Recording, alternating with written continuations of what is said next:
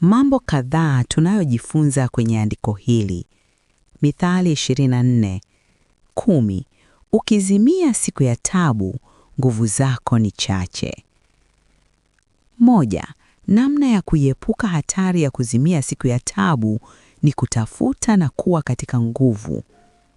Na tunaweza kupata nguvu mpya za rohoni kwa kukaa na Mungu katika maombi na katika neno.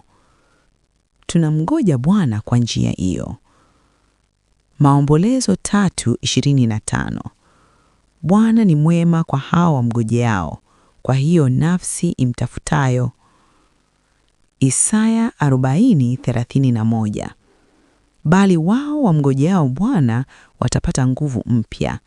Watapanda juu kwa mbawa kama tai. Watapiga mbio wala hawatachoka. Watakwenda kwa miguu wala hawatazimia. 2. Kiasi cha nguvu iliyoko ndani yako ndiyo kitaamua usitii wako vijapo vita, taabu. Hakuna usitii kwa asiye na nguvu kwenye mashindano yanayohitaji nguvu. Ukikumbuka kuwa ufalme wa giza umejipanga kwa nguvu zote kwa kila hila na ujanja kukuondoa kwenye kweli, pasipo nguvu hakuna namna utashinda. 2 Wakorintho 10:4-5. Ufunuo wa Yohana 21:27. Na ndani yake hakitaingia kamwe chochote kilicho kinyonge wala yeye afanyaye machukizo na uongo, bali wale walioandikwa katika kitabu cha uzima cha Mwana-Kondoo. 3. Kuzimia, kuchoka kuendelea na safari katika kweli, si ishara ya vita, bali ni dalili kwamba umeshapigika vya kutosha, umewezwa.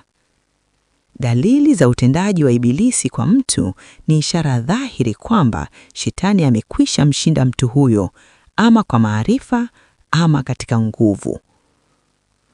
Luka 11:21-22. Mtu mwenye nguvu aliyejifunga silaha zake alindapo nyumba yake, vitu vyake visalama. Lakini mtu mwenye nguvu kuliko yeye atakapomwendea na kumshinda, amnyang'anya silaha zake zote alizokuwa akizitegemea na kuyagawanya mateka yake. 4. Ili tuwe miongoni mwa wao washindao, hatuhitaji tu kukimbia, lakini tunahitaji pia pumzi, nguvu, kwa kuwa mbio zetu ni za mashindano. Ufunuo wa Yohana 21:7. Yeye ashindaye atayarithia haya, na nami nitakuwa Mungu wake, naye atakuwa mwanangu. 2 Timotheo 4:7. Nimepiga vita vilivyo vizuri, mwendo nimeumaliza, imani nimeilinda. NB. Usisahau ya kuwa Mungu ni mkuu na mwaminifu, na kwamba katika yeye aliyetupenda tunashinda na zaidi ya kushinda. Warumi 8:37. Imeandaliwa na Gospelland Onesmo Channel.